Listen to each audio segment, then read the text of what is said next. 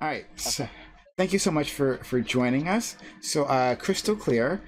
You are well. Tell me what's your uh job like? What's your career? Yes, I started back in '92, and I have my master's in clinical psychology from Pepperdine University, and I went on to become licensed in California in '95. I then came to Hawaii in 2005. I got a license here in Hawaii, and I actually went to Arizona for a short time, and I have a license in Hawaii as well. The marriage family therapist license is a little bit different than a psychologist. It's a master's level practitioner, and it is more about dealing with issues in interpersonal, close, intimate relationships, and it's more geared towards mental health issues. It is in like a context of a family or relationships. Could you repeat that I have last worked. bit? You cut out for a little bit. Could you repeat that last Okay. sentence, please? And usually psychologists will deal with the mentally ill in sort of a mental health kind of diagnosis, um, more of like an individual context, Mhm. right? Marriage family therapists are trained to think in sort of a gestalt, sort of the person and their relationships with their family members, with their intimate ones, with work relationships, and improving sort of all those relationships. It's not just usually just the one person with a diagnosis that helps them more interpersonal skills, things like that. It understands them in a context. Um, what else? I have worked the entire age range. My internship, I started off at a like a Medicaid sort of clinic, and we had people for medical, and then I also dealt with young little ones up through families, teens, couples, some elderly, not a whole lot. I also was a clinical director for 3 group home foster homes dealing with children's alcohol rehabilitation education, so substance abuse, gang members, MS-13, a lot of work with them, some neo Nazis. I've worked, let's see what else. I very much trained in some art therapy, in attachment disorders. Let's see what else has been big. I work with a lot of military clients now, worked with, let's see what else. Just I've pretty much dealt with about everything over the span of the last like 25, 30 years. That's amazing. That's Yeah. that's. I mean, simply put, that's and, amazing. and now I am actually I left Arizona for, like I said, for a short bit. Big mistake. I love Hawaii. And when I came back in Hawaii 2019, I didn't have a job, didn't have a place to live, didn't have a car. I had a place to stay, and I took a job working. That was the sort of the next part. Worked with developmentally disabled adults, autistic. Um, we don't call them mentally retarded anymore, but I'm sorry. When I started off, that's what we called them. Mm. Working with those cases, then COVID hit, and I was laid off. So I was fortunate. I'd started building my private practice. So now I am primarily in, not well, yes, primarily in private practice here in Hawaii. I do counseling via telephone and Zoom. And what else? Personally, I am also the other part. I'm a single mother. An interesting part of me is I'm probably when I say single mother, I have 2 grown children now from a sperm donor from a bank in LA. Um, One son, successful, graduated USC just this past May, got a great job engineering. The other one's working on he's an associate's program. We'll be dealing with plastic molding, sheet welding, stuff like that. So, and I'm an artist. So now that my kid time raising is kind of done and my financial responsibilities are kind of going down in an expensive place like why I'm wanting to spend more time with my art. So my next career, part of my career, will be being an artist. Okay, so that's quite comprehensive. Thank you for sharing. Yeah, yeah, and that sounds Okay. interesting. An artist. Wow. Okay, so you've really run the gamut. You've have a lot of experiences. I'm so thankful that you're Yeah. here to share that with us. Right. A quick question. Someone from my audience wanted to know, as a marriage therapist, right? Like how so she said, how often are you supposed to get continuing education as training, and how many hours do you have to do that? This 3 different states have 3 different regulations. Um, I think that it's about 36 hours, it might be 72. I end up getting probably about between 3 to 10 a month continuing education. Okay. Okay. All right. And Yeah. are you still are you? I'm not. I'm sorry. I wasn't exactly clear. Are you still actively working in this? Oh, yes. Okay. All right. Good. Yes. Because of COVID, Mm. my office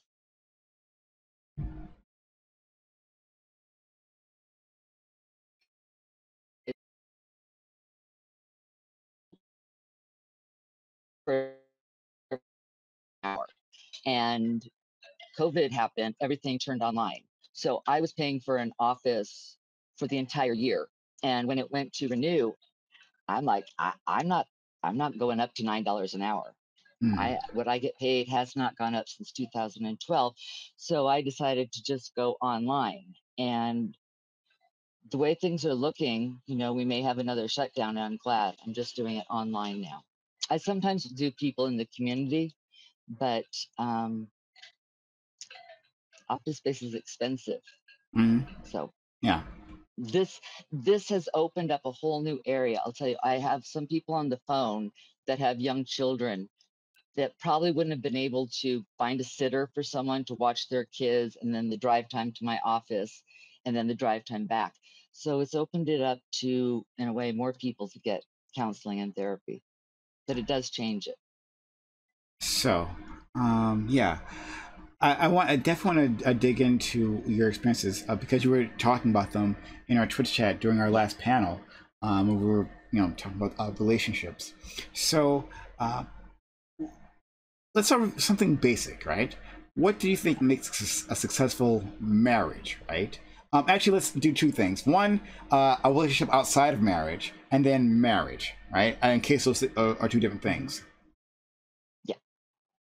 Okay. I would say marriage is probably the easier one Mm. to go with. Successful marriages are built on trust and honesty.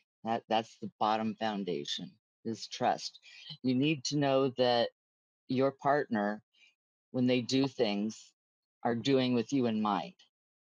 That they're always thinking they're sort of one person, let's say, one person, their spouse, and then the marriage is like a third person in the relationship. The marriage is a thing of itself that needs to be given to and nurtured.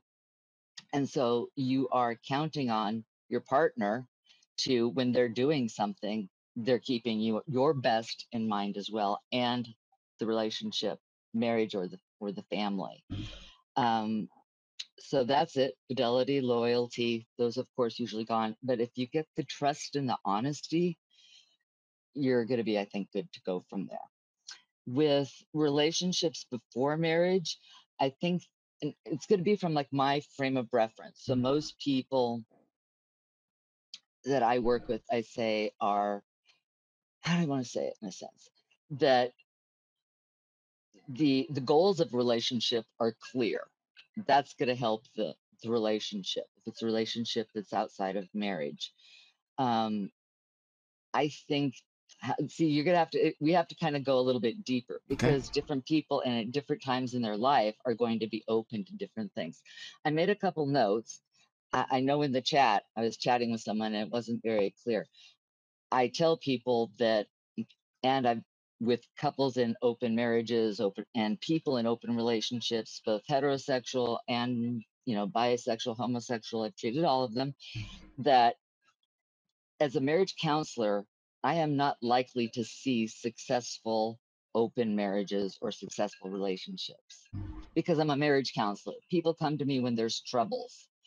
So I have seen relationships where they did not come in because having an open marriage was their presenting problem. That's what therapists call it. It wasn't as though they came in saying, they found someone else, and not not always that. They've come in with other things. We need better communication, um, substance abuse problems that are affecting the couple. What other sort of things? Mistrust. Um, so I'm not likely to see the ones that are, and when they've come in with other things, it has sort of gone along with, how should I say, the personality or the person that, or I've also found my experience is it's usually one person, it's not usually both that are really gung ho on the open part. It's usually one person who's more gung ho about, I have a high sex drive. I want more. Um, it's not usually both people. Okay. And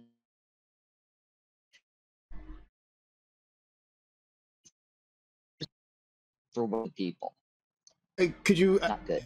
So I'm not likely to see success. could you repeat that last part? Like sometimes the connection just drops a bit. So just Okay. In couples that are like we would call, I guess, swinger relationships, where they pursue it as a couple going to swingers parties. I've seen those where eventually, like, it can go on for 10 years or so. They end up because one person has found someone in the swinging that seems like they would be a better match for the person, and it's caused problems. Are they going to continue to stay together? Are they going to stop swinging? So forth, so forth. So I'm not a big proponent of open relationships or swinging. As I've explained to people, I'll give a disguised example of, I had a young couple who were both bisexual. They had a child, gorgeous little girl, and he had come from a very troubled background and ended up in the military. And they married very young, like 18, 19 years old. And he had a very high sex drive.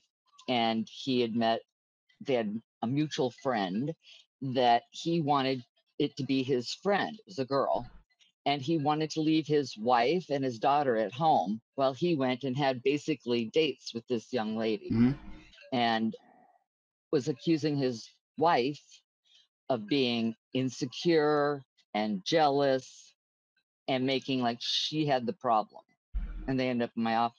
And I was like, no, no, this is not a marriage. It's not a marriage. Because he was doing things that was harming his wife in his own sort of self-interest. So it ended up being an interesting situation because I basically said, yeah, I can't help you. This is not a marriage. And I told her, I said, yeah, it sounds like he wants to date. And she felt, of course, much better that it'd been validated, but it was not good. They did come back the next week, and he told me, as he was very excited, you're absolutely right. This is not the type of husband that I want to be. And continued to be extremely honest about how high his sex drive was. And that he was saying how he was being very honest, that men just have this voracious appetite, and that he was just this great guy because he was being honest about it. And I was like, okay, this is good and interesting. So what was I saying back about kind of getting around to sort of, I'm a marriage therapist. I believe in committed relationships.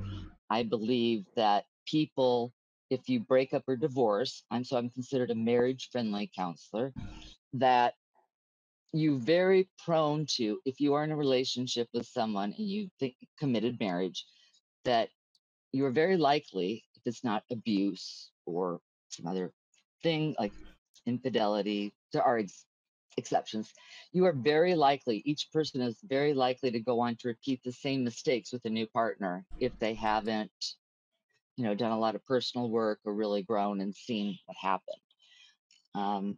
So that's why I believe in marriage, because I think that there are rewards to be had in 40 to 50 years of a lifetime together that I go for.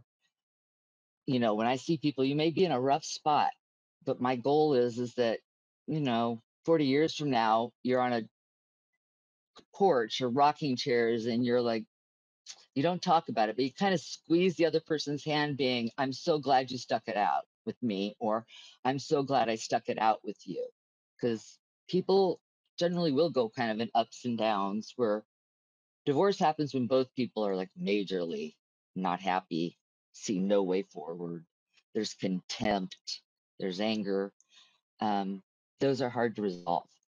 So I talk a lot, as you can see. I hope it's helpful. Oh, it Um, is. I'm loving this. oh, okay, good. Huh. I so the open marriages, like I said, my experience has been when I've had them, not had them personally, but seen them.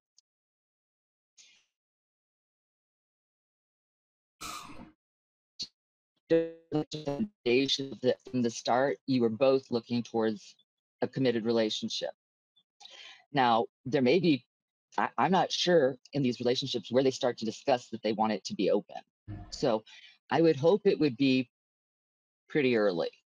I would hope it would be, in my best scenarios, in the first like 3 dates or so, that a person would express that they have a high sex drive, or that they don't believe in committed relationships. How else would people present it, do you think? An open relationship. I didn't hear the whole panel. Oh, Yeah, how would they start off in a dating thing, or how would they bring it up, do you think? well, okay. So I was in an open relationship, and it was like, so the person I was with was my primary partner. We were primaries together, and we were left it open to see other people. That started literally from like day one, right? That would be the thing that we had, right?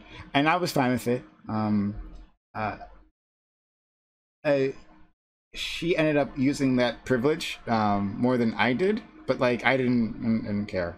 I just enjoyed being with her.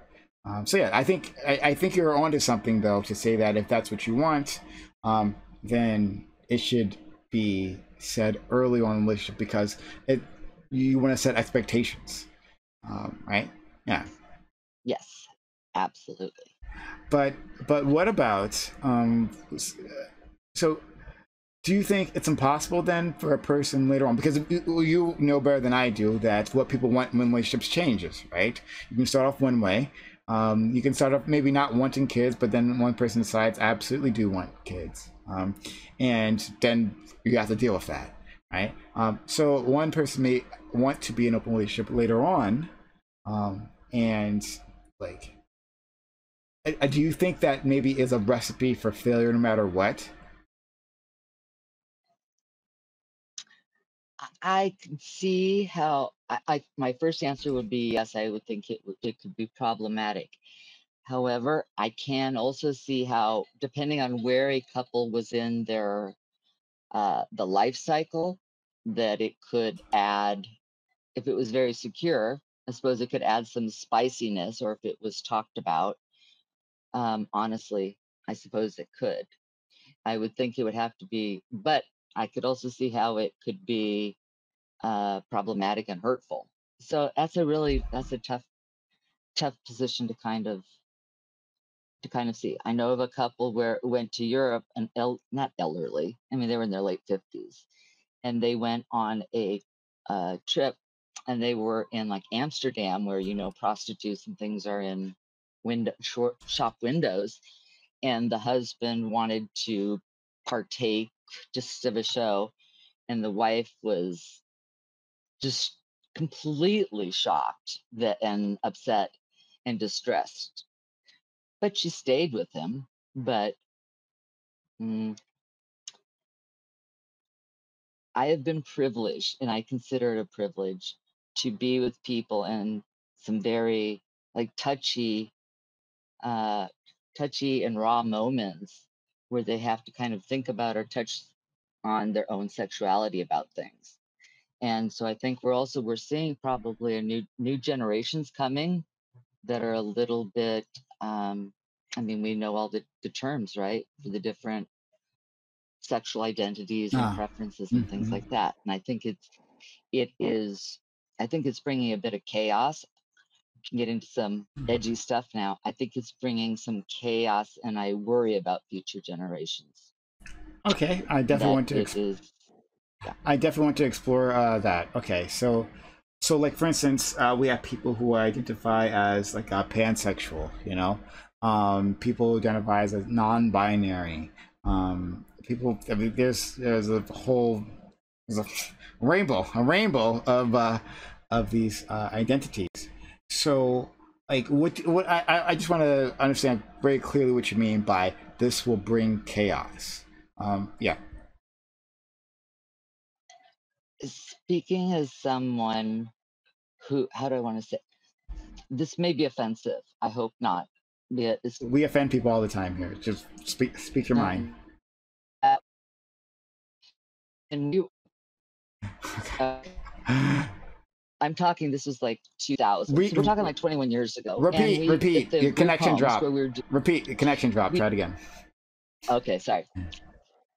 I'm saying this is from like the 2000s. So this is like 21 years ago. Mm-hmm. How old were you? You were probably a teenager, right? Okay. And I was working with, let's go with the teenage boys. So I'm working with adolescents who are between like 13 to 18 years old that have not had the best parenting situations. And so the joke was for us and the clinical team is that some of them would be bisexual, some of them would be homosexual, some of them would worship Satan, some like all these different things. And we said, well, with teenagers, the thing is they're actually trisexual. They'll try anything. Okay. I see it as more in the past that when a boy had to say approach a girl for a date, he had to be more about, am I going to be turned down? Am I going to be embarrassed? Am I going to stutter? Am I going to like drool? Now he's got to worry, how does she identify? Okay. Is she, if I flirt with her, is she going to feel like she's being assaulted? Am I going to say something that offends her?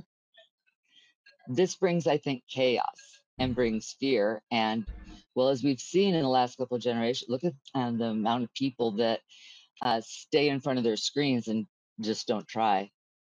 Just don't try. Don't ask girls out or so I fear it brings chaos that when you go to approach someone, so I see it in this framework. Let me say, I think of it as identity issues. I think of it as they are trying on different aspects of themselves because there is that spectrum of sexuality and attraction and what they're drawn to. I think we have more people nowadays that are more open about sexual abuse and are facing that, I think too, where it's more known, but it does have pretty major effects on relationships too. I see the chaos in being that so there's more opportunities than ever. You can be single, you can change your sexuality. Um, how else do I want to add? You want to ask something about Oh, that? I'm gonna ask lots of things about that. I just wanted Okay. to give you an opportunity. So, before I explore this, I just wanted to make sure I have your thoughts clear, right? Because what so often happens, and if you're familiar with Twitch politics, people will not let others properly express themselves, and then they'll start responding to something they didn't mean or anything like that. So I just wanted to give you the space to like very clearly state what you mean. Okay. I appreciate that. Yeah. I appreciate that. No I hope problem. I did. Okay. So you talked about these different identities and how they would be problematic. So do you think these identities are real? Right? Like non-binary. Do you think that's like a real thing that people might experience? Yes, I do. Okay, all right. Um, what about pansexual then? All that is that? I think that all of them, I think all of them are real in our experience. Absolutely. Okay. Do I believe that they lead to happy, successful people? No. Okay. All right. So, um, what about them makes it that they lead to an unsuccessful person relationship? I think, as a whole speaking, that there's not an answer to who am I, what do I want to do with my time here on the earth, why am I here, what's important to me. I don't think there's solid answers to that. Of um, I think it's this shifting sense of self coming from, I don't know whether it's changing society, changing norms, loss, parental relationships, non-relationships. Did that kind of answer it for you? You have something to say, Oh, I I have think. lots of things to say, but no, it's fine. I just want again, my point, my goal is to make sure that you fully express your opinion. So, okay, you're saying that Oh, really bad. so you're saying that these identities don't provide these answers. But does anyone have the answers as to what they are put on this earth to do? Right? Like, as a heterosexual, as a practicing heterosexual, I don't necessarily know what I mean. I don't know understand my purpose. Right? It doesn't seem to me that. And it seemed like someone who is pansexual or non-bi, and those are the two. I keep bringing those up only because those are the two that are coming to my mind. There's others I know. I don't mean leave people out, but there's others. I don't see that I, as a heterosexual person, as a person that fits into the normal, excuse me, the classical relationships that people have, right, have any better claim to understanding my purpose, if there is a purpose, than a person who is of these differing perspectives. What I've observed is that there's a tremendous more energy when you're of those, say, non-classical. Is that the way we want to say it? Yeah, non-classical. Pansexual, Mm-hmm. bisexual, non-classical. There is a tremendous amount more of psychic energy, emotional energy, tons more energy put into those identities, and the things that can go around it. There's a lot more energy that goes into that than in the sort of developmental part of growing towards being, why am I here on this earth, what are my values, like, um I'm trying to think of another way that would kind of better capture it. But I think that my main point, though, is that there's a lot more energy in that struggle, either the struggle. And let me share something that you may find interesting too. So 25 years ago, say 25 years ago, the number of people that came into my office, if, say, an issue around it was being gay, it wasn't, am I gay? It was usually, how am I going to come out to my family and my friends that I'm gay? Because I can't really say it even myself. Okay. I'm having a hard time. I know I'm gay. I know I'm gay, but I don't know how I'm going to deal with this. That's what more of a presenting problem was 25 years ago. Okay. More likely now, more likely now, there's more people I will get, usually more women. I don't know if I'm straight. I don't know if I'm bisexual. I don't know what I am. I don't know. I'm married now and I've got 2 kids and I'm attracted to the woman next door. There's so many more of these that it's pretty significant. Mm. I've seen that. What we've also seen, I'll tell you, research shows that these things of being like what I refer to as gender dysphoria, Yeah. right? Mm-hmm. Transsexual. Mm-hmm. Okay, we used to refer to it as gender dysphoria. They're now seeing these clusters of girls in college that are becoming transgender. This tells me something. This tells me more that this is a sort of cultural chaos and sort of new things. When a humorous story, well, it's not even really humorous, but okay. So I have a mom who, and not personally, but I had this mom come and she was probably, how old was she? Early 30s or something, and very hip. She had had bisexual experiences. She was married, they had like 5 kids. And her daughter, her oldest daughter, was now 13, saying that she was gay.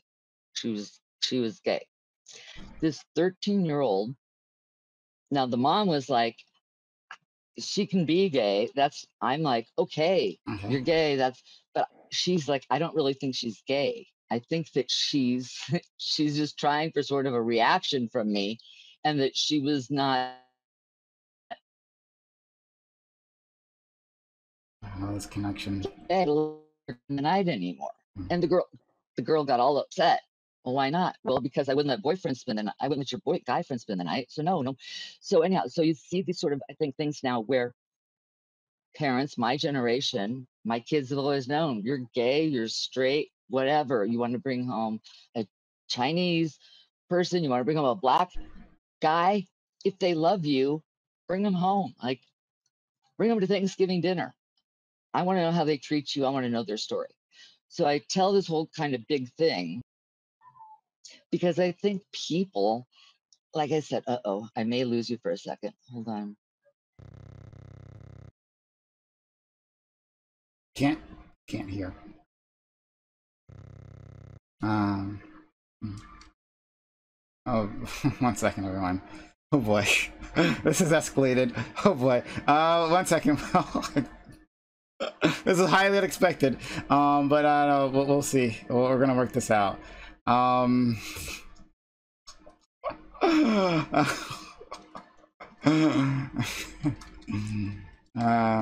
second. I'm typing something.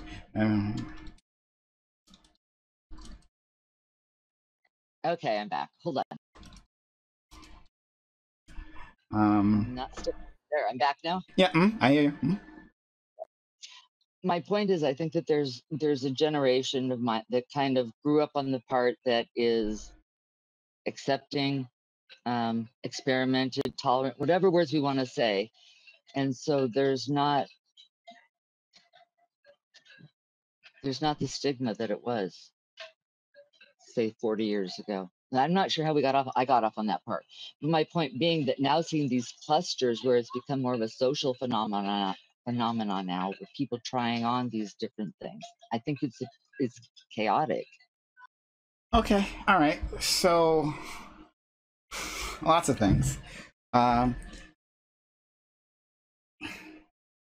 So let's start one at a time because you said quite a few things here. So you brought up this idea of psychic energy, right? So, and what I guess interpret you as saying when you say that, that people are using a lot of psychic energy on their identities, is that a lot of thought gets put into something that for heterosexuals you don't have to put any thought into, right? Like you simply exist in society. You are you date, or you don't if you don't want to, but like you date, and like it's not something that you have to put too much energy into, right? But for people who are part of these non-classical relationships, right, they are putting a lot of thought into these things. Now, I would agree. I think that definitely agree. But I think that might be because of the fact that hetero relationships are considered normative and they aren't questioned in and of themselves, right? So I don't have to sit down and have a relationship, a talk with my mother and father about being straight, right? I don't have to come out. Like I take a girl home, and they're like, oh great, you know, there's no right. There is no hate for being straight, right? There's like none at any significant level for being straight. So for my gay brothers and sisters, for my trans brothers and sisters, they experience that type of well, experience violence, right? And outright bigotry directly towards them. And so when I see, I would disagree with that. you don't think that trans individuals experience violence and uh, bigotry? I don't think they experience it necessarily for being trans. No. Okay. Why do you think they experience it?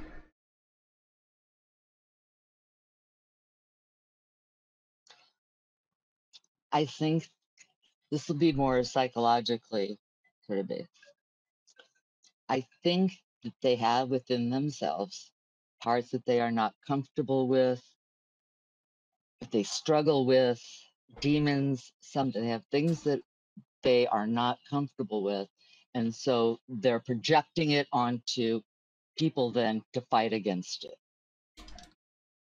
Oh, okay. So I need to understand exactly what you're saying. So I want to be very clear. So you're saying that it's not their identity that's the problem.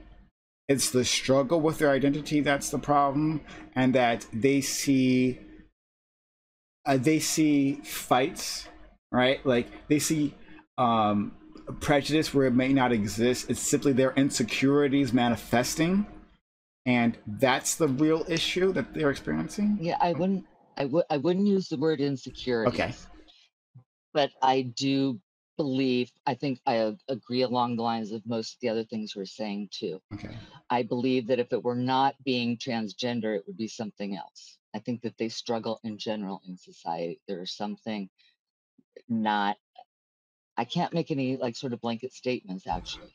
I don't think I can. Okay. So, all right. Okay. Let's break this down. There's two parts to this, and we're moving further. Like for each thing that's said, there's like another whole like galaxy of things to explore, right? So, so we're like. Let me say, I think, yeah, you're doing an awesome job. I hope the chat's enjoying it. I'm not watching, but I think you're doing an awesome job. I feel very respected. And I see you kind of, yeah, trying to come up with respectful ways and making sure that I'm feeling, yeah, I've had a safe place to say it. So you're doing a great job. Okay, no problem. Yeah, thank you. So, um, let's separate two things: violence and bigotry. Do you think that trans individuals experience violence for being trans? Um, I'm sure they do. I'm not going to say they don't, of course not. But Okay. I think that women also experience a lot of violence for being women. Okay. I think probably there's lots of, I mean, there's violence for anything and everything that you can name around. Yeah. Oh, Yes. but okay, yeah, but they still experience it, right? So like, and it's wrong, right? Yes. So gendered violence against women is wrong, and then violence against our trans brothers and sisters would be a bad thing. Okay, so but I guess the question that's hidden there is that do you think that compared to relative to the rest of the population, that our trans brothers and sisters experience more violence, right? I have not seen it here in Hawaii. No. And what evidence are you looking for to see in Hawaii specifically? That's what I'm saying. I don't know. I know in Hawaiian culture, there are these things called mahu that have been around for a long time. They would be considered sort of back in the day, kind of like asexual. Um, they could go sort of either way, more masculine women or more effeminate men. And they're just accepted. I don't see, there's no, not, Could so yeah, could it be Crystal, that your anecdotal experiences don't cover, right, don't give you a proper perspective, right? So for instance, like if you would ask me, right, just based on my own experiences, would the trans people face more violence? Oh, I could say no, because I don't have many trans people that I interact with in real life, right? In my day-to-day life. And actually I don't have any that I interact in my day-to-day life as far as I know, right? And so have I seen a trans person get beat up? No, right? But Okay, let me. but I can look at statistics, right? I can look at statistics, and I can understand the wider stories that people are telling about their experiences, right? I can look at the whole range of evidence, and the range of evidence is telling me, and I'd have to look this up because I was unprepared for this part, but like the range of evidence is telling me, Me too. fair enough. Me too. But like the whole range of evidence is telling me that our trans brothers and sisters face increased violence. Well, Go ahead. I gave the example if you're in Hawaii. I have had transgender back in California. Okay, so we're talking a long time ago. And we had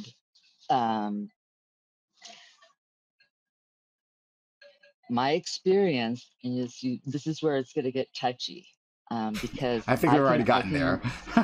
Yeah, we have gotten there, but I'm also talking. I'm talking as a therapist now too, as a professional. Okay. In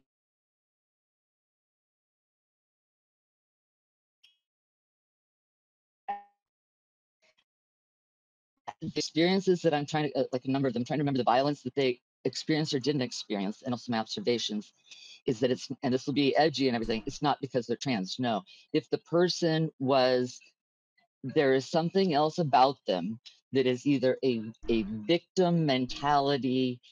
There is something that, like, don't want to be not blaming the victim. And this is, of course, very important. Therapists, we don't do that. But there is something about them that invites this sort of strong reaction. They want to be out there. They're very provocative in ways.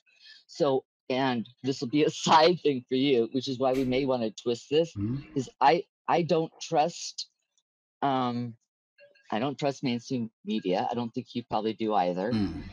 I don't, I know that the numbers that they only started tracking numbers in a certain sort of sense too. I mean, it's, I don't like,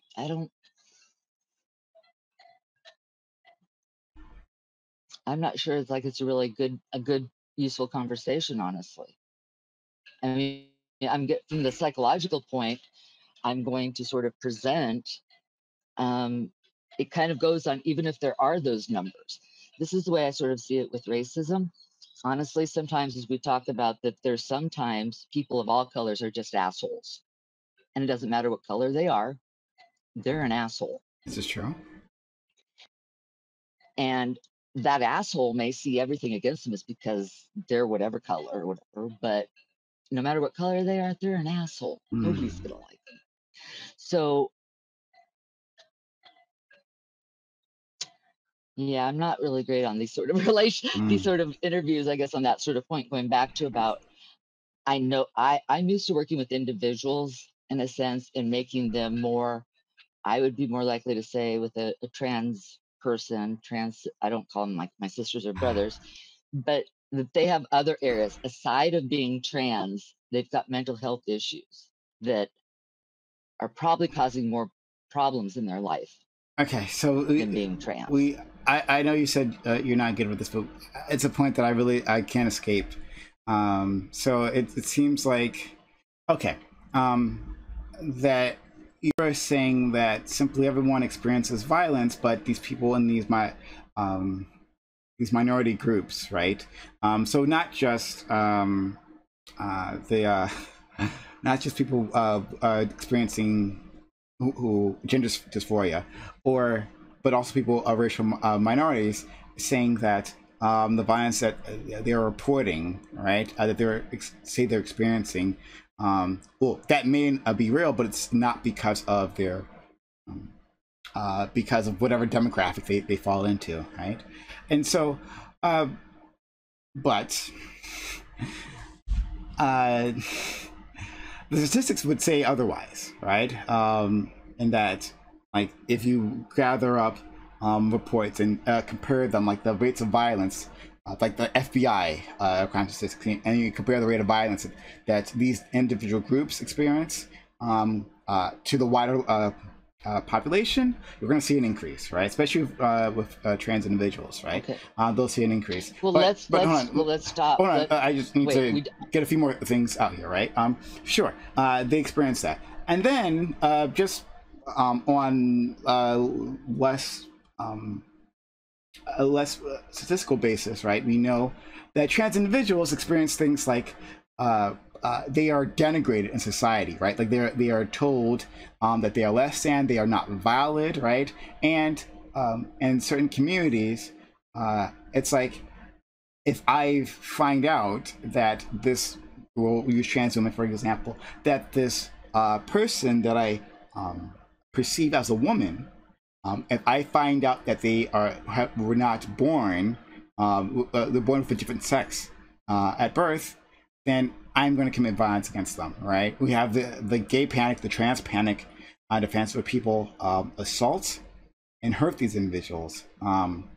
And like, I mean, or unless you don't believe that's real either, that these people don't actually experience it, because we have cases where that's exactly happened. We can bring up specific examples of the trans panic and gay panic before then. Oh boy. Where yesterday frozen a bit, is that wherever these stats are coming from, the FBI, when I knew about this before, I don't know how long ago, the stats were actually being collected, and it was not, it was by, it's not the ACLU. Who was it? It's someone else. It's not the FBI collecting them. It's not.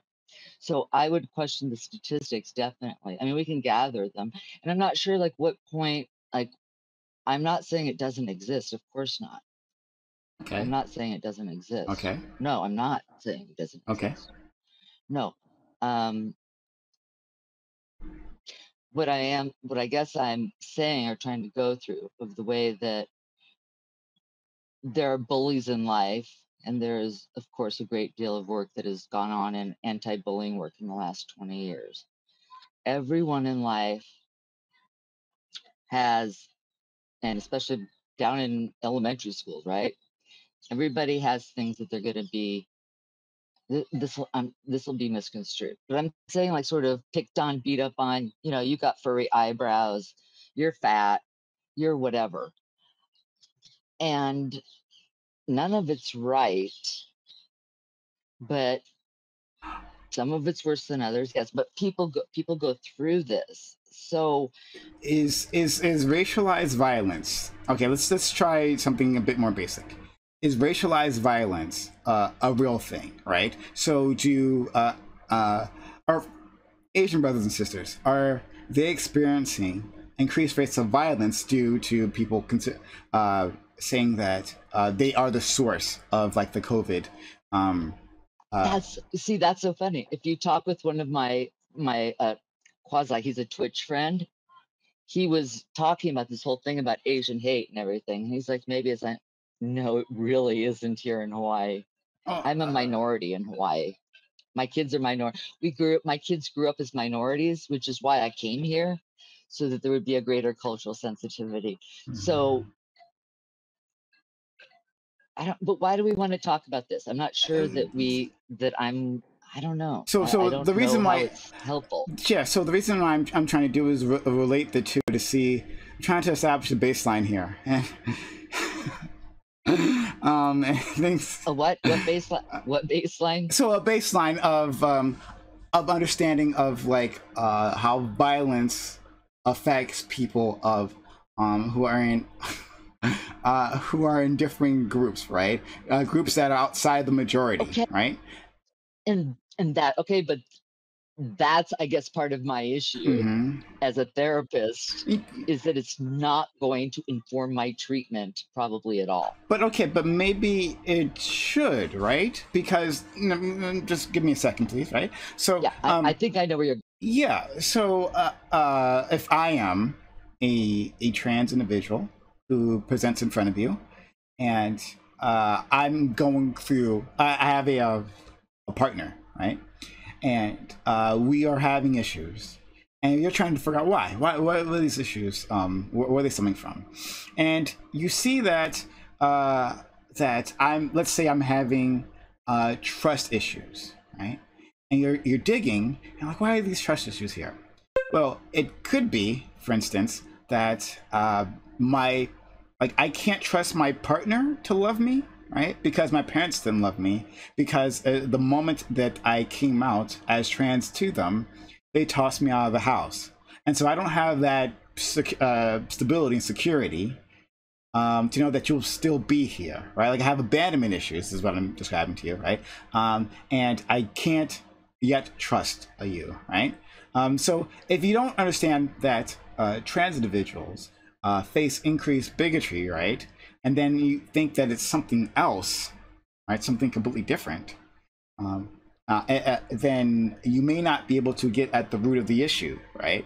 It's that you experience this trans bigotry from your parents, right? Your parents threw you out of the house, right? And maybe actually committed violence against you. And because of that, you... Oh, Okay. no. That mistrust of your parents goes way back. Way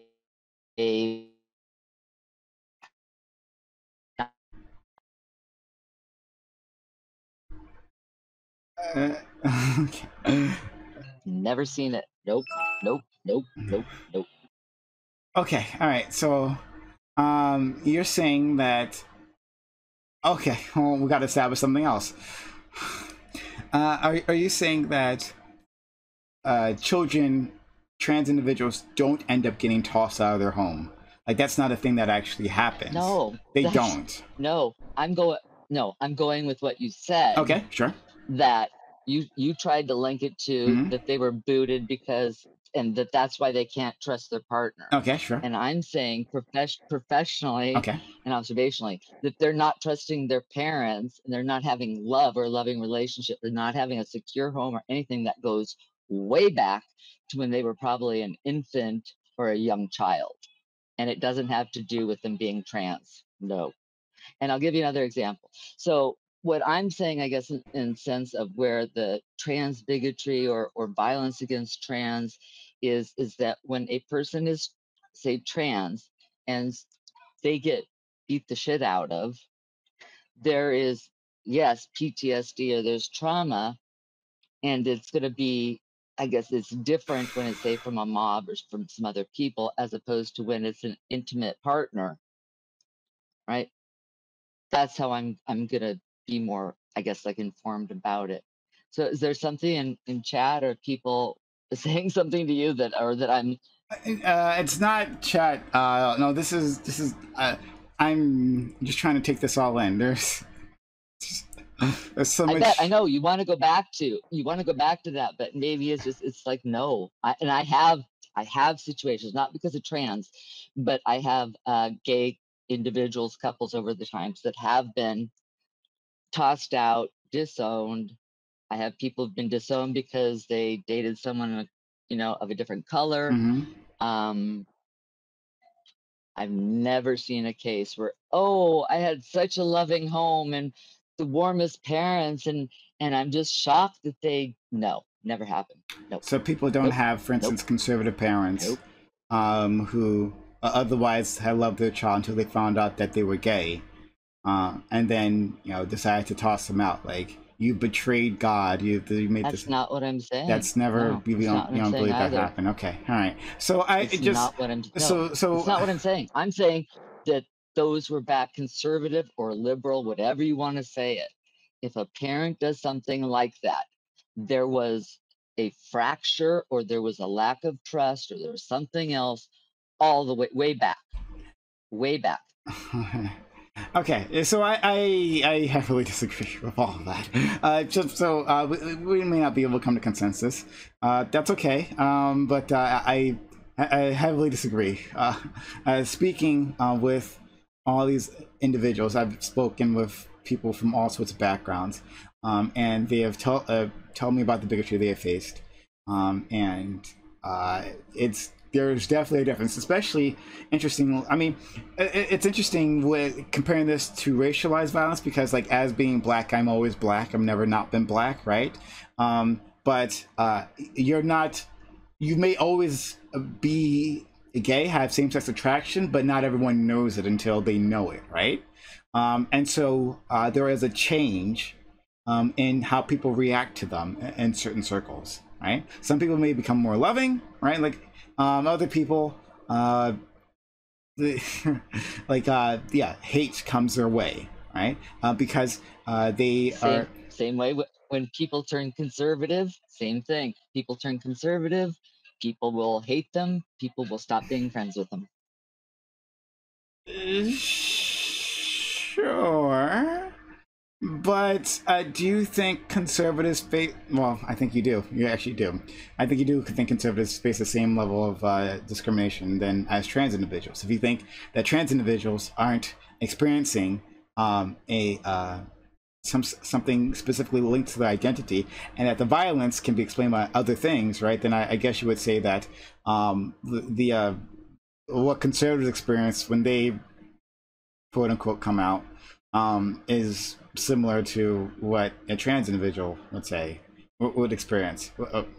Is that what you would say? I'm not. Yeah, I'm not likely to make comparisons. But you did. You just made a Well, I made a point to you because you think it's just about color or sexuality or something, and people get ditched because of their politics or because of their faith, become born again or whatever. There's many other things. I'm not saying they're all equal. I wouldn't see a use in that. Okay, so yeah, I mean, I disagree. I would say that the violence that people experience because of an intrinsic identity, right? So I'm a leftist, right? But being a leftist is not intrinsic to me. Like, it's something I could change my mind about. I can't change my mind about being black. I'm kind of stuck with that one, right? And the violence that I might potentially face, right? I've never experienced racialized violence, but the violence that I might potentially face is real, and it's different than, and the bigotry, and I have faced bigotry, but that's different than someone having a political disagreement with you, right? And maybe unfairly judge a conservative, for instance, right? I can see why you would think those things are similar, but I would heavily disagree with you on that. I would also say that, yeah, our trans brothers and sisters, or gay brothers and sisters, all experience some sort of specialized picture. I'm not saying this to convince you. I'm just stating my opinion, just like as you did.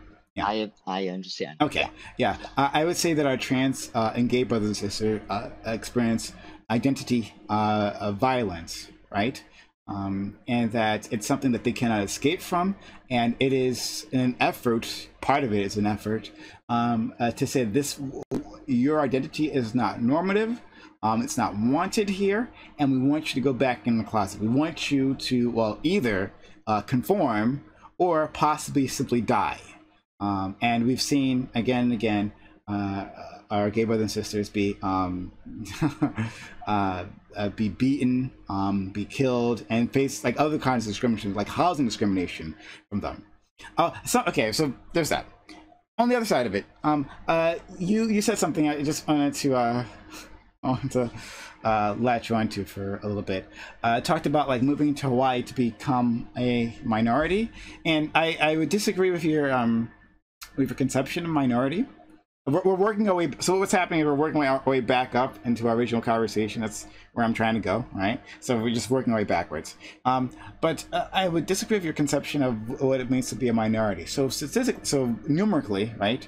You could be within your particular state and be like quote unquote outnumbered by everyone else. I don't know the racial breakdown of Hawaii, right? But let's just say it's 30% white individuals. Let's pretend that's the case. I don't know, right? But even if that's the case, and 70% people of other races, right? That doesn't necessarily mean that you experience what it is to be a minority the way that others would, right? Because white individuals, right, have in our country have power, and not all white individuals, but like I mean, I know we disagree. It's fine. White individuals have access to power in a way that people who are from minorities, now we're talking about racial minorities, don't. Right? It's historically true, and it plays out in terms of policy. Like for instance, how Native Hawaiians, right?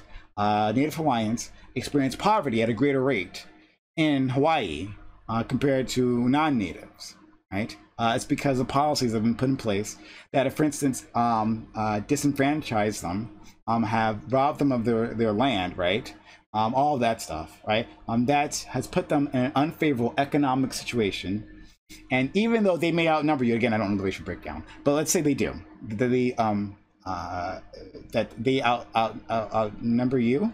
They don't. That doesn't necessarily mean that what you are experiencing as a white woman, as what I understand, a cis white, I'm assuming straight woman, right? That is the same as what a Native Hawaiian person is experiencing, right?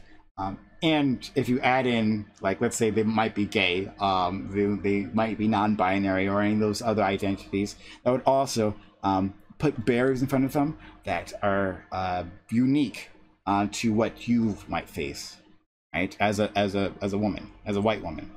But okay, but can I just stop you for a second? Sure, go Because you've ahead. gone off on, as you know, a number of things that we really disagree on. There's that connection. I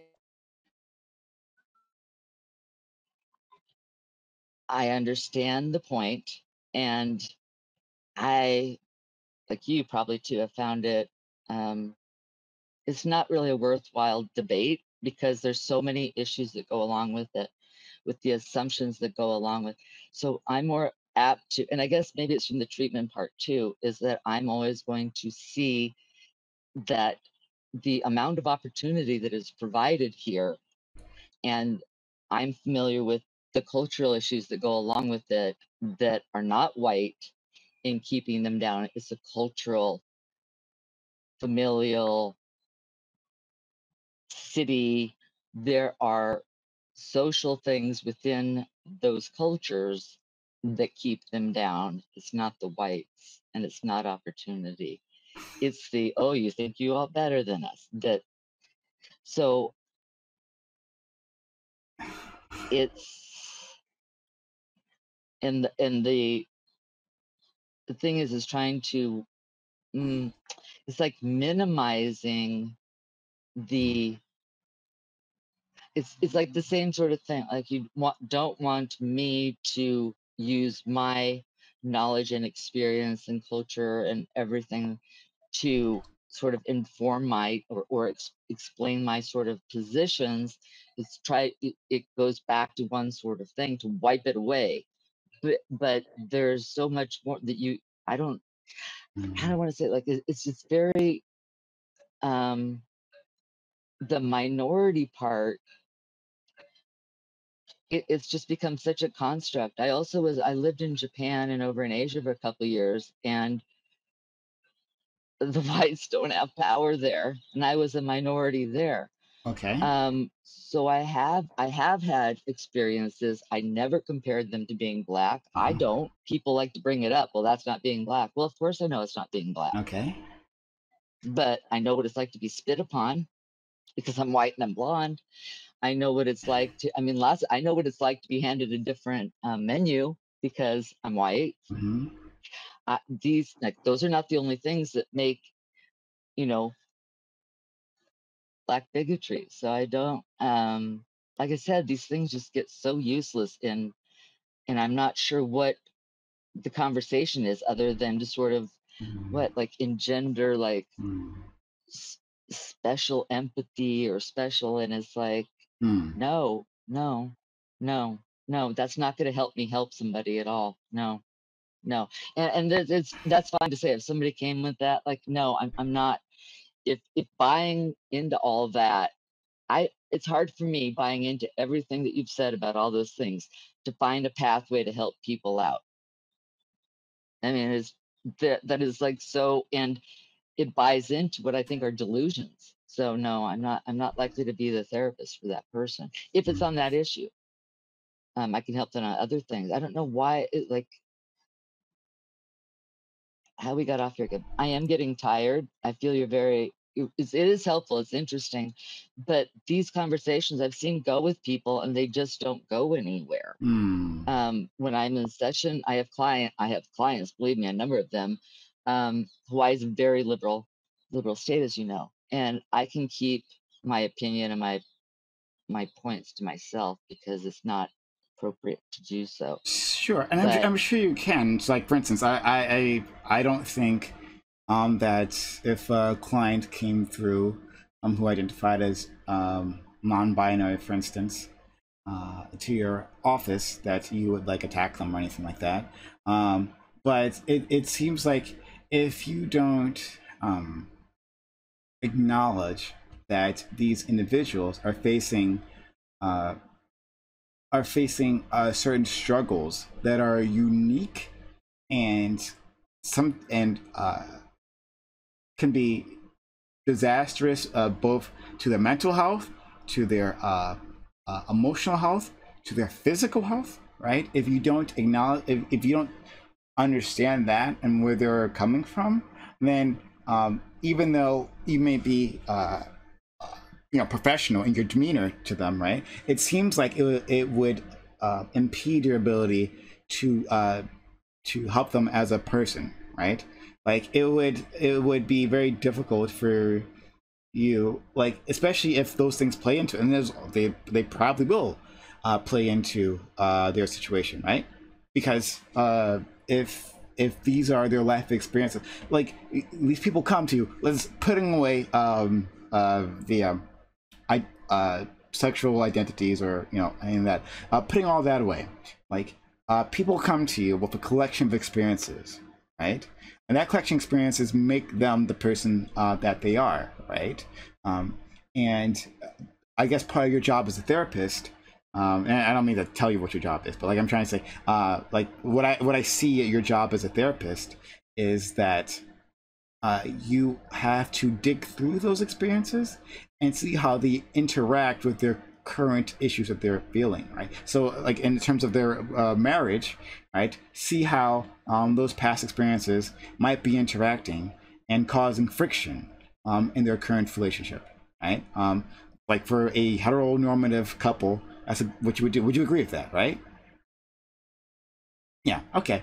But yeah. if clients are coming to you with a certain set of experiences that you don't acknowledge are real or not real, excuse me, but are significant, then I would feel like that would impede your ability. If they're saying, well, this is because I've had, right, these experiences, I've had violence aimed at me, I've had bigotry aimed at me, I've I felt unsafe in my community, in my home. If you're not acknowledging any of those things, right? If you don't think that's a significant factor, then it seems like you wouldn't be able to help them fully, like you might be able to do in other cases. Yeah, I would say in a sense, yeah, those are all taken into account of in like a thorough assessment and gathering information. Um, Maybe it's the couples with the I don't want to say it. Yeah, it's hard to make any like like statements about that. Like I mean, I know what you're saying, and that's if that's I'm gonna be with the client's reality, and if that's their reality, yes, I go with that. Hmm. Yes, Okay. yeah. Uh, Yeah, it's a point. It's a point of the picture. It's a point of their experience, um, and certainly, yeah, it's important. It's less how you want to say, like if the because the cultural part comes up, a great deal because there's so many cross-cultural, multicultural uh, issues. I take them. I remember that doing this is like I treat sort of each person like on an individual, like what their cultural background. I ask what that means to them, what it's meant. Um, yeah, some horrific stories. Horrific stories. hmm. Okay. Um, uh, I have an individual who. How much do you have some time left, or what's your? I'm really pretty worn, but Okay. I would be more than willing to come back You'd be more willing to if come back. you ever want to. I'm willing to come back. Yes. Okay. We might need to have you back, and maybe have someone who uh, has had these experiences that we've been talking about, right? And could better contextualize them than I can. I don't have these experiences, you know. I only have my own. So there are some individuals who could better contextualize that, and maybe have a conversation with you and see maybe we can come to more of a consensus. Yeah, but all right. So this is not what we were we aimed to talk about. I put on the Yeah. screen talking Yeah. to a marriage therapist, but like I didn't really get the chance to dig into your marriage therapy past there. But we went off of a few tangents. Thanks for joining us. Appreciate it. You're very welcome. This has been Yeah, interesting. you can go back to the other stuff too. Yeah. Um, yeah, I think with your group that I'm tired. That's why it's time for me to go. It's okay. Okay. All right. Well, maybe we'll talk some other time. And I'll I'll do this. I'll send you a friend request here, and we'll have a discussion later on, and maybe we can pull you back and have a deeper conversation about these issues, right? And how they relate to marriage therapy, right? So not just like in the abstract. I would actually, because I think this is your perspective is unique here, and to see how these things relate. But yeah, but Yeah. anyway, thank you for joining us. Have a good one. All right. You're Oh shit. Uh,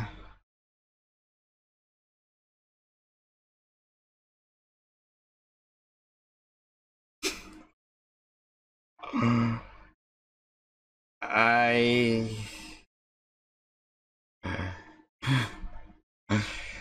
I did not expect that. Not the direction we were intending on going. Uh, yeah. Yeah. So I don't know. This was not. Thank you for the 100 bits. Thank you for the content. It was unexpected. That was unexpected. I didn't. Uh, yeah, I didn't plan on that. It was a spontaneous thing. They said, talking about being a marriage therapist there in chat. So I was very curious, and saying that they don't support open relationships, right? And lots of people don't support open relationships, both on all sides of the political spectrum, right? For all kinds of reasons.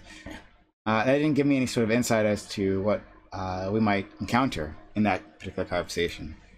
I was just as surprised as you were for that one. But it was a talk. It was an interesting talk. So, okay.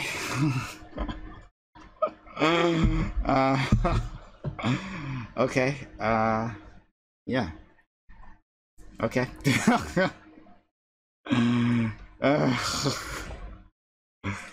Sure. Just trying to recuperate from all that. It would have been different if I had gone into the situation understanding what was going to happen, because we've had these conversations before, right? It was just I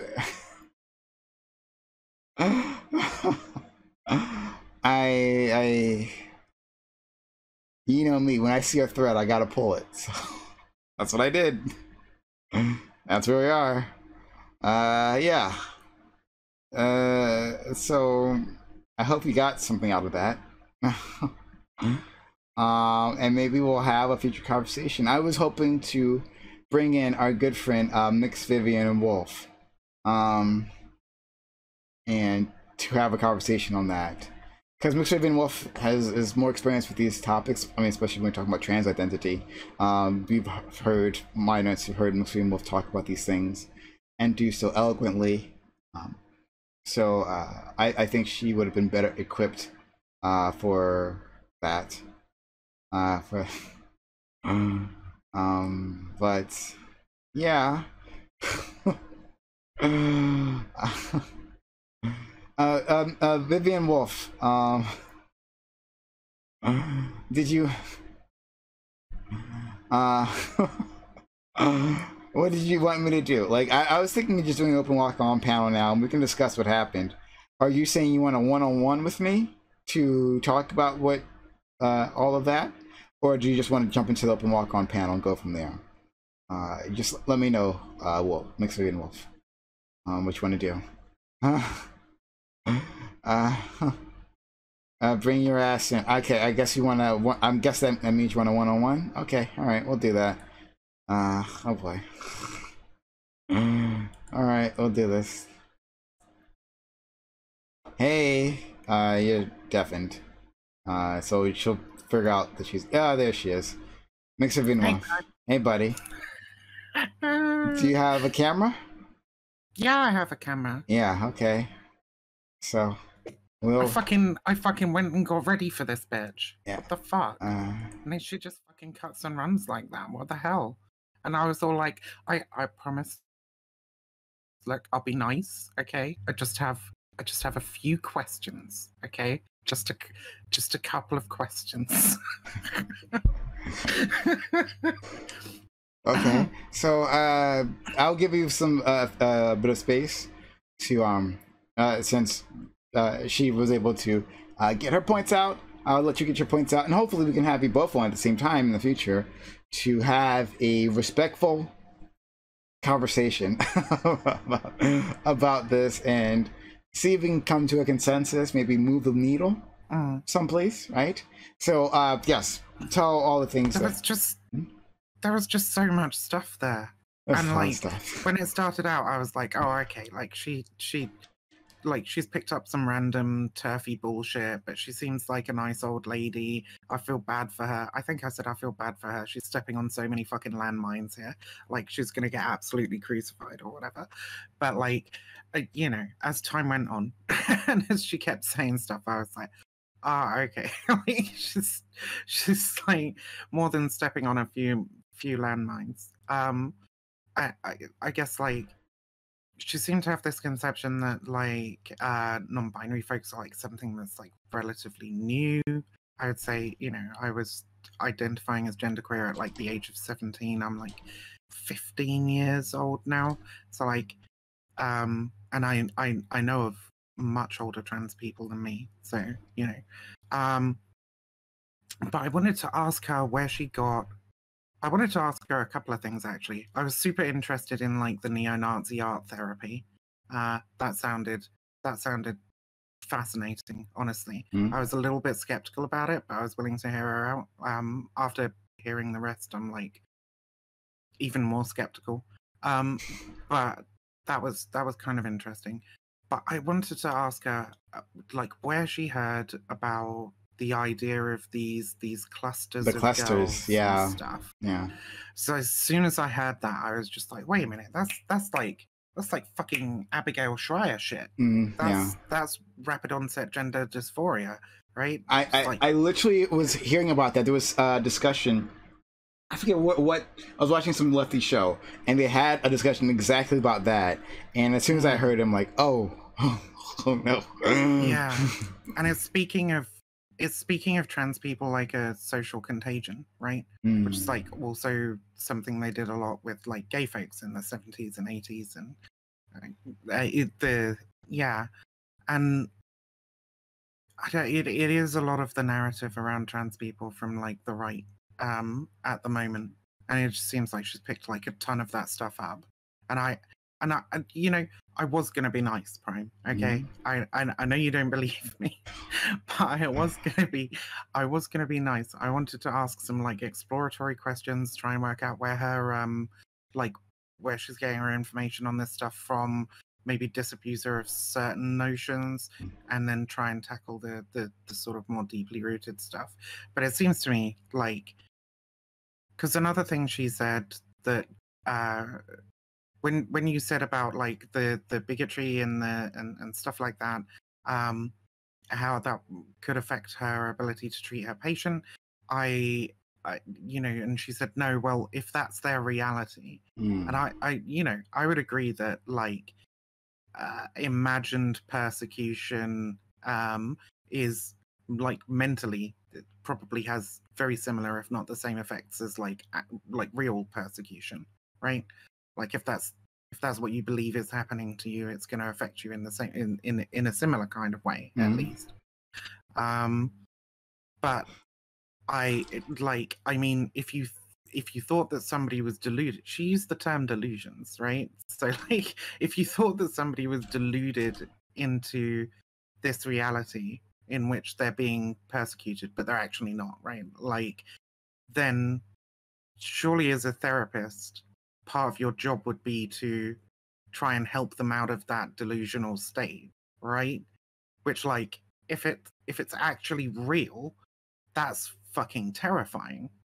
That's like therapist-induced gaslighting or whatever, right? Like, this isn't actually happening to you. Kind of, we need to try and make you believe that it's not. And or imagining you are a minority, you might not be.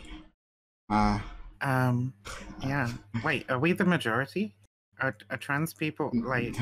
Do we outnumber you cunts now? We might. I fucking hope so. We can start the cis cleansing and install our trans ethno state or trans no state. Trans no state. That sounds a lot of fun.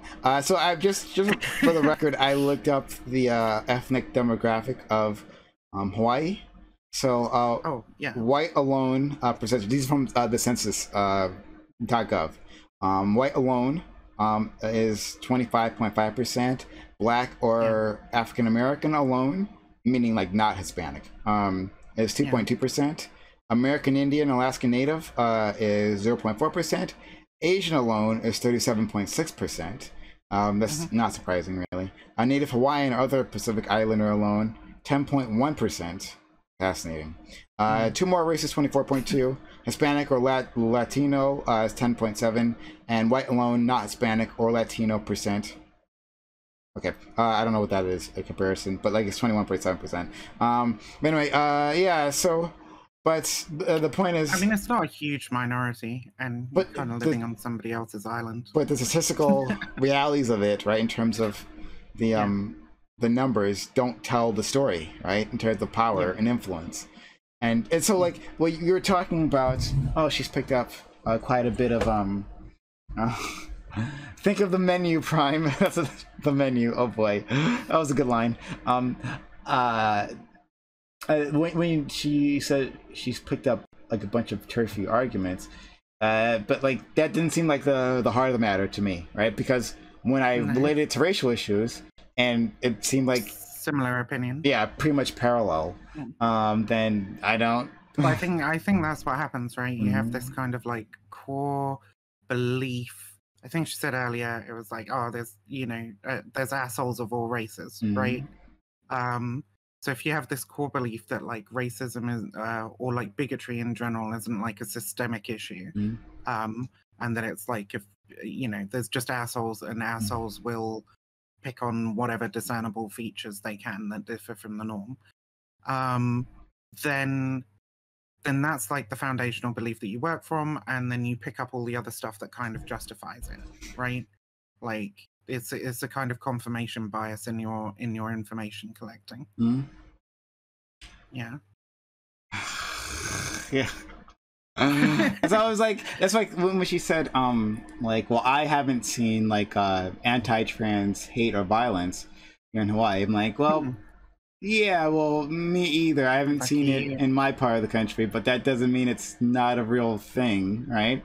And then I tried to relate to Asian Americans, and she said some streamers said it wasn't real either, like Asian anti-Asian hate, saying that I went to Hokkaido for university, right? She talked about being in Japan and being a minority in Japan. She said like, oh, I know what it's like to be spat on for for being the minority or whatever.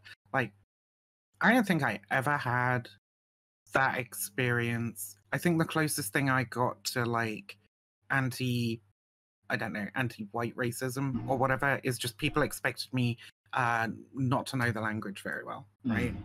And that's why they give you a different menu. Yeah, the thing with the different menus, like they're just trying to be respectful, I guess. They just assume you don't like really know the language all that well, and they were like mostly right in my case because my Japanese is like, it was really bad. My Japanese is not like, great either.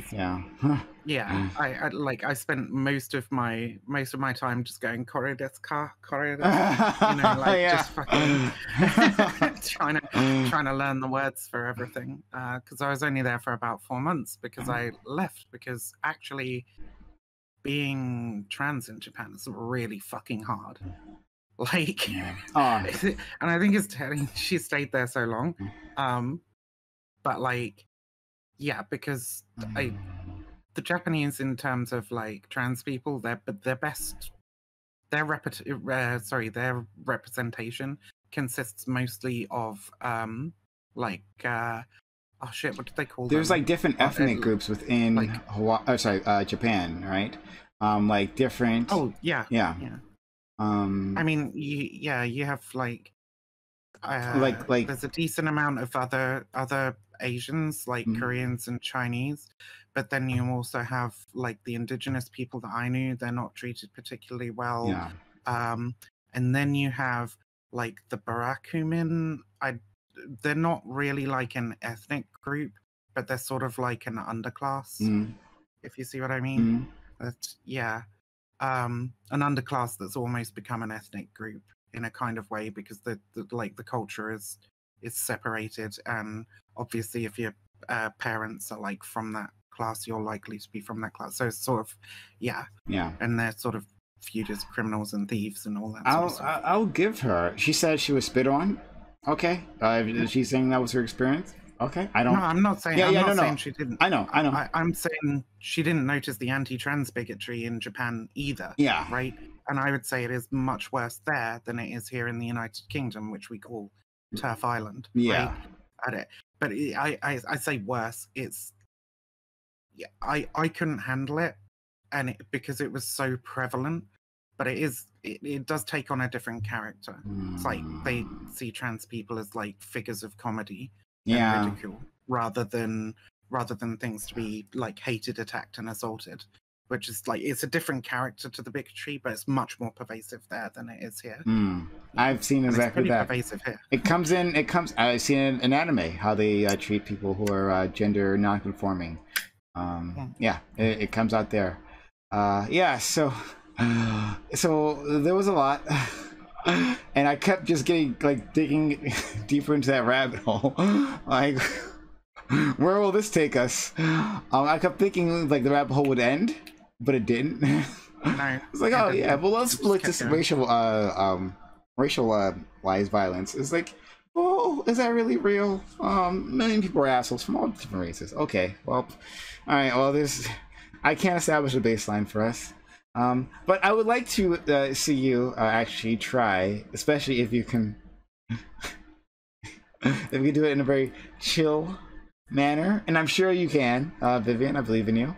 If we could actually do that, I'm very curious as to how far you would get, especially if you could relate that to her job, the marriage therapy, and see like how that would. Because that's why I wanted to actually really do bring it back, and I managed to do that at the end. Like, see how like these things relate, like, because she didn't understand like why I was bringing all the stuff up. I'm like, well, all this is kind of foundational if you want to understand a person, and then help them and their relationship, because all of these things affect their relationship. Me being black, right? Especially if I'm in a relationship with a white woman, right? A white person. Yeah, like that's gonna have an effect one way or the other. Right? Even if she's accepting, even her family's accepting, it doesn't mean society is completely accepting, right? It doesn't mean that I haven't had like past experiences where, like I could have been in another relationship where with a white woman, right, in the past, and I experienced like racialized bigotry there, and it's left me unable to like fully trust in this one, right? Because I think it's coming my way, right? And if you don't think that bigotry, like racialized bigotry, is a real thing, if there's some other explanation, then you're not going to be able to help me, right? You're not going to understand. Yeah. Yeah. I'd imagine you'd probably be like, I know if I was dating a cis person, I'd be a lot more sensitive to potential indicators of like transphobia, right? And if you're dating a white person, you might be like sensitive to indicators. It might not even be there, right? Yeah. Like, but you could be like a little bit more paranoid that your partner's going to have some of these shitty views, right? Like, if I'm dating a trans person, that's something I don't really worry about. But if I'm dating a cis person, I'm like, how do they see me? Like, is this like some weird fetishistic thing? Like, do they actually have some really shitty transphobic views? I don't know. But one way or the other, right? It's going to affect how you approach the issue, even if, like in the example you stated, in that like I'm in an interracial relationship and I'm imagining some sort of bigotry, right? Whether maybe not is any, right?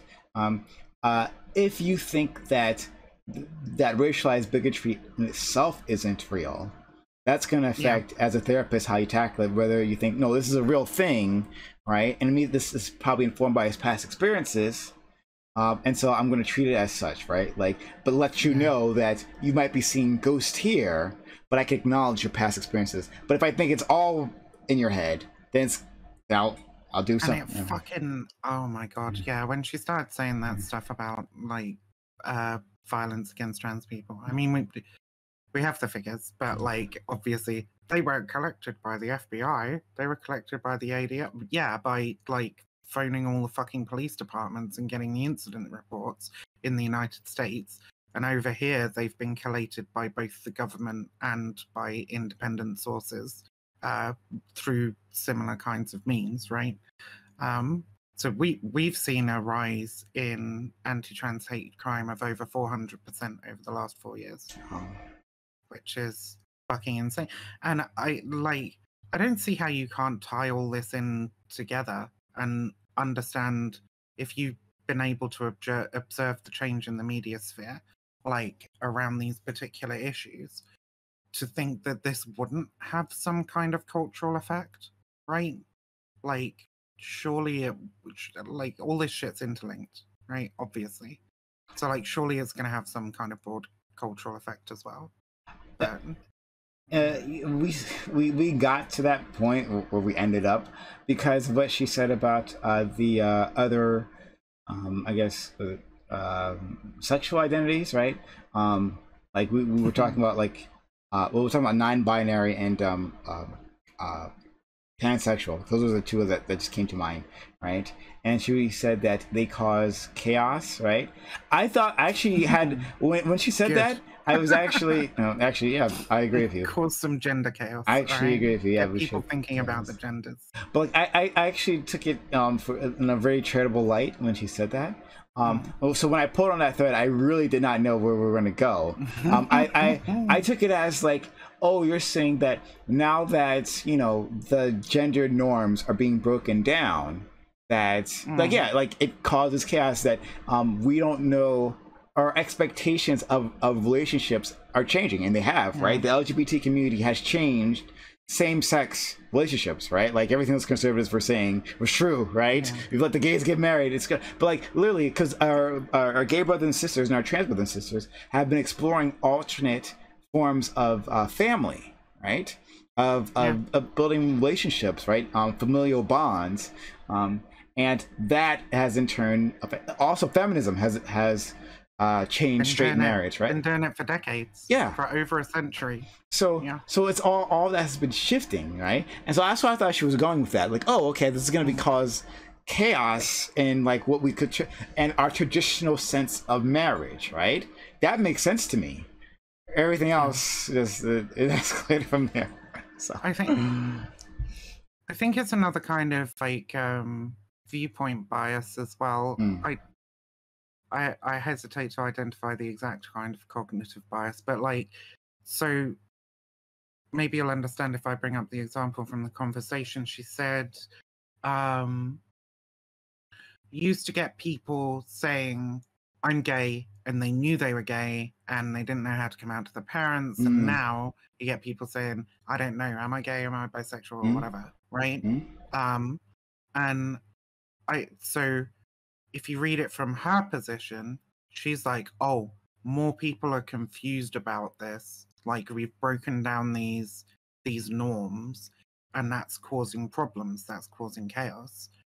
I would say that, well, isn't there a possibility that these ideas being more acceptable allows more people to explore these questions? So somebody who might have been bisexual before, right, would have felt that attraction and would have just done fuck all about it.